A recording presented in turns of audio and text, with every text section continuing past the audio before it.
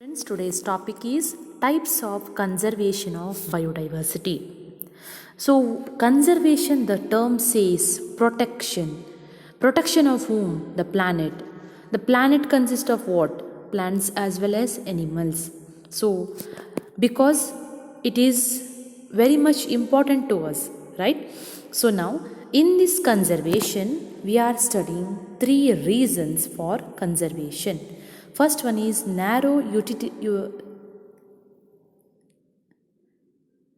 Reasons for biodiversity conservations are narrow utilitarian, broadly utilitarian, ethical argument.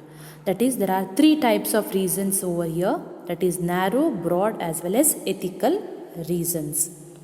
Now, in the narrow reasons, reason. So it consists of. So we get, there are so many things from the nature. There are so many things like we get food, we get firewood, fiber, medicine, construction materials for buildings, industrial product. That means the plants are very much important to us. So all these things which can be taken place in a molecular genetics, a different part, and there you can see economic importance, so that we can say diversity is rich in all the things and we get a many benefit from it, and this is called as bioprospecting. Okay, so next part is, second one is called broad utilitarian or broad reasons. So here broad reason, we say we have to go beyond that, that is a forest.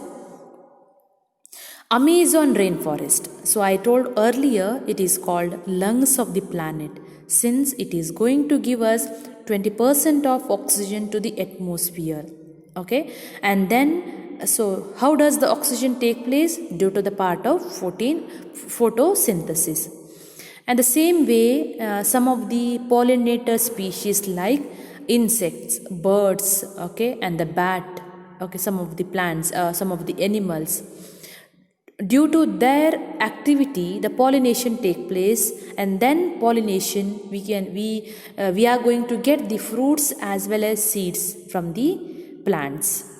And some aesthetic pleasures, like, so when you look at the flower you feel pleasant, right? Pleasant, and that also we can see. Okay, so this is what which can we think under broad ways.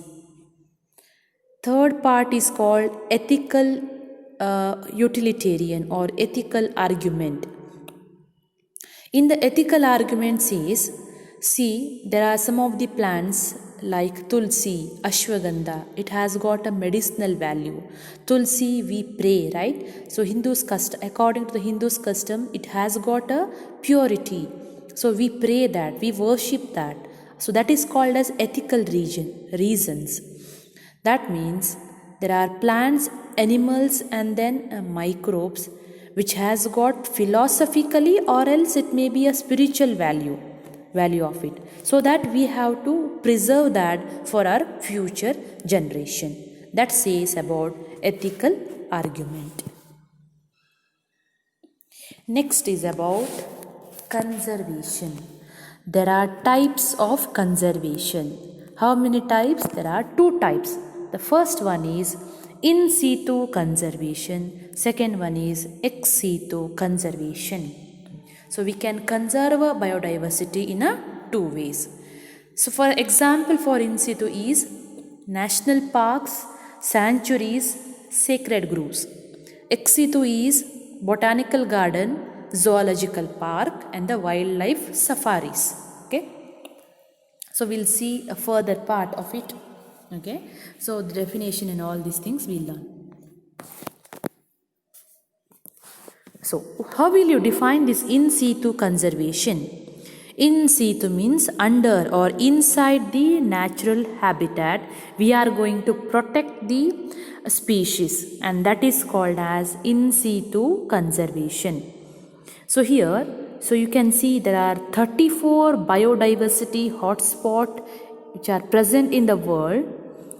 So in India, there are 3 biodiversity hotspots are present, and that is Western Ghats and Sri Lanka, Indo-Burma as well as Himalaya. So now, how will you see this biodiversity hotspot, or how will you define it? The definition says like this: it is a region with high level of species. There are more number of species and high degree of endemism. Endemism is nothing but species which are present only in a particular geographical area. Okay, and we cannot able to see anywhere else. And this is called as hotspot, biodiversity hotspots.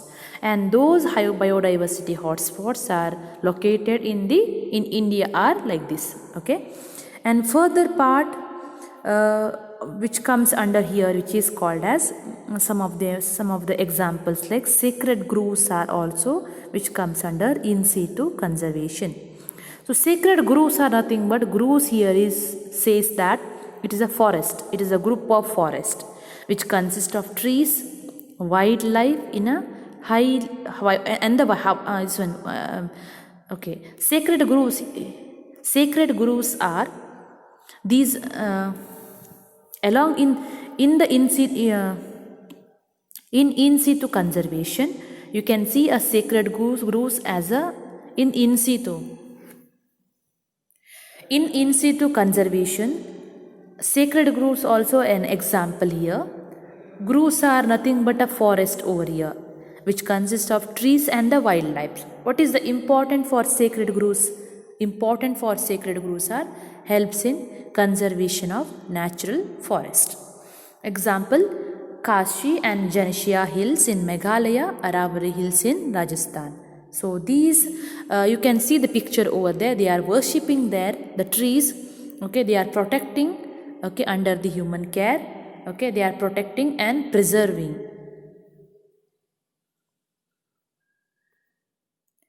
Second part of the conservation is ex situ conservation. Ex situ means protecting the threatened species of a plant and animal outside the natural habitat under the human care.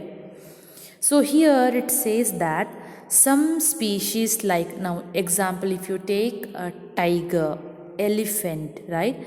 So the man is using them, the species become threatened. Okay, and those species and other plant species, okay, we are going to preserve in a natural habitat, okay, providing the area that is has been taken care by the human, under the human, and that is called as ex situ conservation.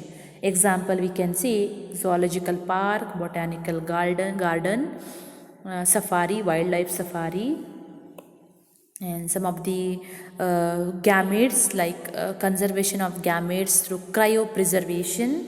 That is, we are going to preserve the gametes under the minus 196 degrees Celsius nitrogen. Okay, and then genetic strains are preserved in seed bank. So these things also preserved under the human care. So there are some more extra things, okay, I would like to say to you. Okay, you can see we say the definition of sacred species. As I told earlier, tulsi, ashwagandha and all this neem tree, they are called as sacred species. Sacred species means a plant or an animal has got a traditional value, so that the religious and cultural importance has been given by the humans. And okay, that is tulsi, ashwagandha. And animals, we say we can take cows, okay, cow as well as cobra, we worship, right? The same way you can see some of the sacred landscape here. It is an area or a land, okay, it has been used for natural features, that is called as sacred landscape. You can't able to touch, untouched and protected it has been protected through the religious custom. And some of the definitions like keystone species.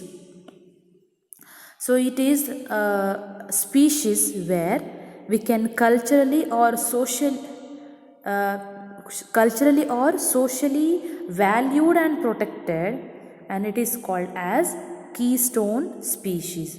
Like here in that you can see under sacred groves and sacred landscape are plays the important role in a keystone species. So next part we say it is conventions of biodiversity. Here conventions, there are governmental summit has come for conservation of biodiversity. So you can see over the Earth Summit, which is held in Rio de Janeiro in 1992, and the World Summit has for the development of the plants, which has held in Johannesburg in South Africa. Like that, there are 190 countries has been pledged their commitment to reduce the rate of biodiversity loss at the global, regional and local level by 2010. That means, so we have finally, it says that we have to conserve our biodiversity. So we have to reduce the rate of loss, and we have to give importance to the biodiversity, okay, where we can able to stay, we can able to keep safe the environment. So this is what for today. Okay, I hope this has been clear to you. If in case of any doubt or clarification, please message me. Okay, thank you.